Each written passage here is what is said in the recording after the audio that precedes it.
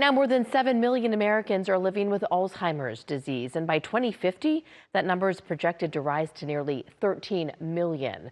Thousands will take over Piedmont Park this morning for the Walk to End Alzheimer's and bring awareness to this terrible disease.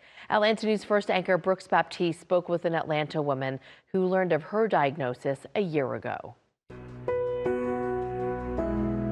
Making a to-do list is now a must.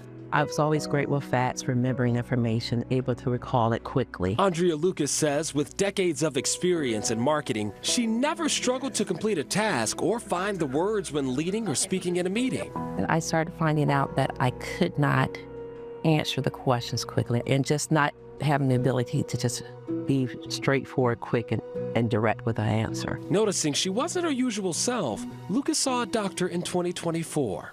Shock, disbelief, hurt, pain, and of course ask the question, why?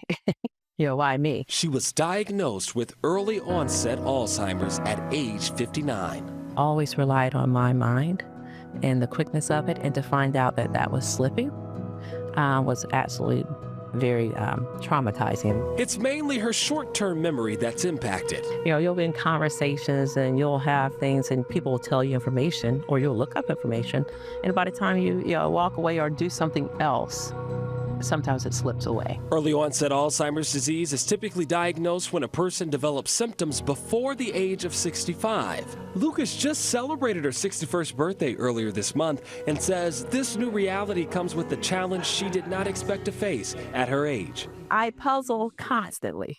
Because I want to keep my mind working a lot. So there are lots of games I play on my computer, because I want to engage my mind. Anything to slow the progression, including staying active and being an advocate for others who are battling this disease. I also was selected 10 people out of the country to be in the early stage onset Alzheimer's group. It's all about being out there raising awareness of Alzheimer and how you manage through it. Still holding on to hope that someday a cure will be found. I had to come out and start talking, because first I was ashamed, and then I wanted to find a way to put my voice out there. I have this disease. It's not going to stop me. I'm going to do everything I can. Lucas is doing her best to stay optimistic. She says, here's what's interesting. Her mom, who's 89 years old, hasn't had any challenges with her cognitive abilities. She says her dad was the same way. So it's important to understand that this disease doesn't always run in the family. Brooks Baptiste, Atlanta News First. And Brooks will be hosting the Walk to End Alzheimer's today at Piedmont Park.